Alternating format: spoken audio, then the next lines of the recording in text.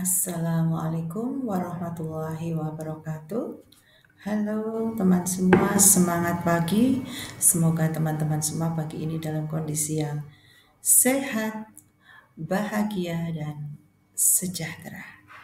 Oke teman-teman, pagi ini kita akan belajar bersama Pendidikan Pancasila kelas 10, semester genap bab 2 bagian D, Sistem Pertahanan dan Keamanan Negara.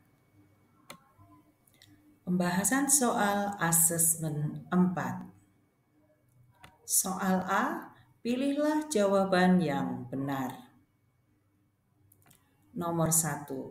Pernyataan tentang pertahanan negara yang tepat adalah A. Upaya menjaga stabilitas ekonomi. B. Tindakan untuk melindungi dan mempertahankan keamanan negara dari ancaman. C. Kegiatan diplomatik di tingkat internasional. D. Pemeliharaan kekayaan alam negara. E. Tindakan menjaga keamanan dari tindak kriminal yang dilakukan masyarakat. Jawaban B. Soal nomor 2. Fungsi utama dari militer dalam pertahanan negara adalah A. Membantu korban bencana alam. B. Menegakkan hukum di tingkat nasional. C. Mempertahankan kedaulatan negara dan keamanan nasional. D. Menegakkan hukum di tingkat nasional. E. Menjaga keamanan arus logistik di wilayah perang. Jawaban C. Nomor 3. Peran kepolisian dalam pertahanan dan keamanan negara adalah A. Melakukan operasi militer di perbatasan. B. Menangani kejahatan di tingkat nasional. C. Menjalin hubungan diplomatik dengan negara lain.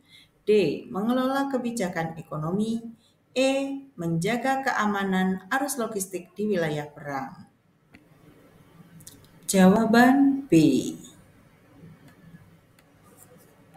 Nomor 4. Tindakan yang dapat dilakukan warga negara dalam mendukung pertahanan dan keamanan negara adalah A. Mengikuti pelatihan militer untuk persiapan perang. B. Mendukung latihan para anggota militer. C. Melaporkan kegiatan mencurigakan kepada pihak berwenang.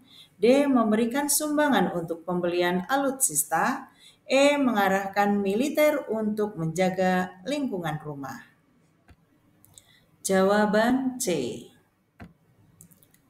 Nomor 5. Globalisasi memberikan dampak terhadap sistem keamanan negara, bahkan dalam kondisi konflik. Kita sering mendengar istilah serangan cyber. Maksud dari istilah tersebut dalam konteks keamanan negara adalah A. Bentuk serangan dari luar angkasa. B. Tindakan militer secara konvensional. C. Upaya perang menggunakan senjata biologis. D. Serangan melalui jaringan komputer dan internet. E. Perang menggunakan tangan kosong.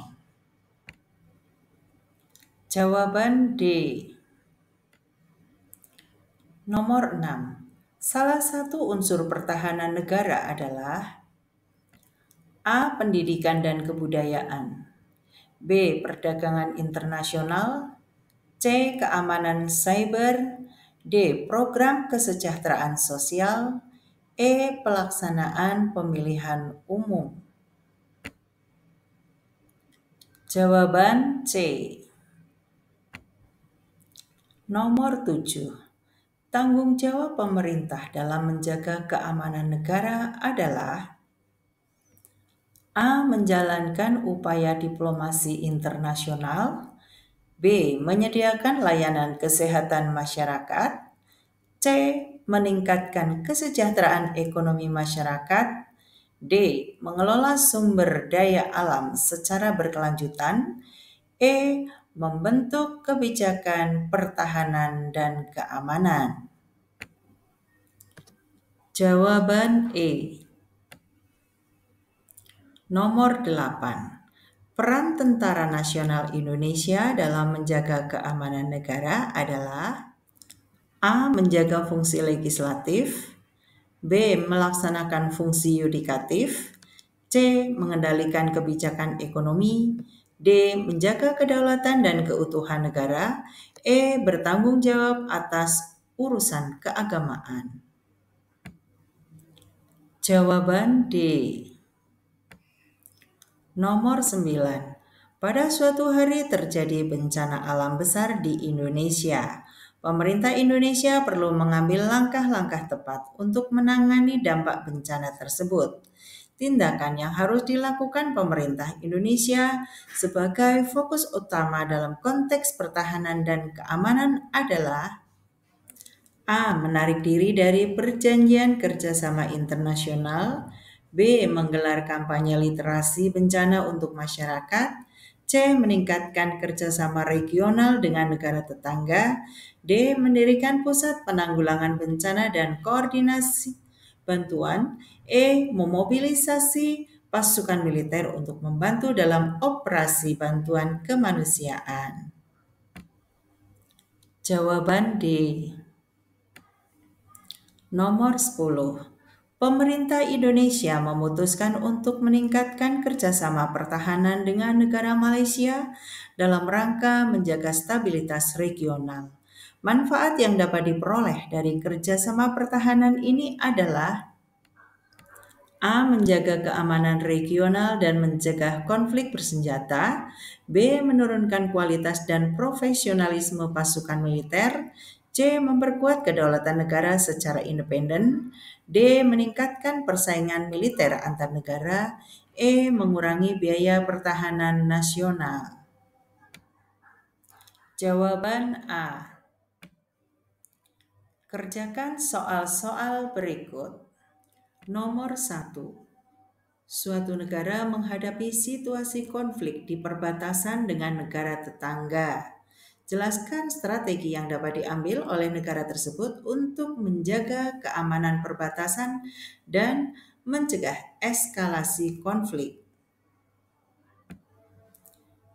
Jawaban: pemerintah dapat mengambil langkah-langkah diplomasi seperti berunding dengan negara tetangga untuk mencapai solusi damai, meningkatkan patroli perbatasan, dan melibatkan organisasi regional atau internasional untuk mediasi. Memperkuat diplomasi dan keamanan perbatasan dapat membantu mencegah eskalasi konflik dan menjaga stabilitas regional. Nomor 2. Jelaskan langsung langkah-langkah konkret yang dapat diambil untuk mencegah, menanggapi, dan mengatasi potensi serangan teroris.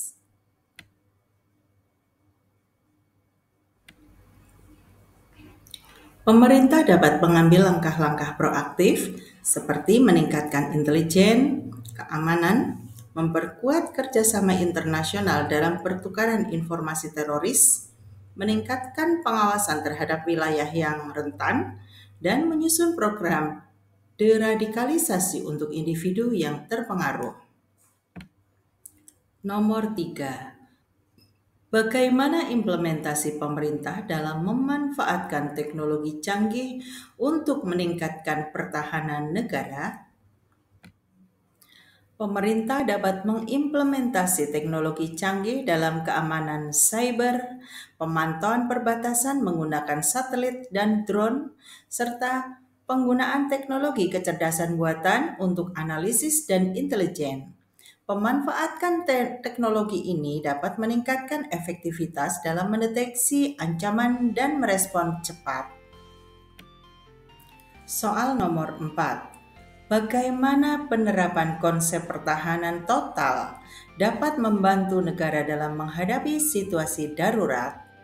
Jawab: konsep pertahanan total melibatkan penggunaan seluruh kekuatan nasional untuk mengatasi situasi darurat.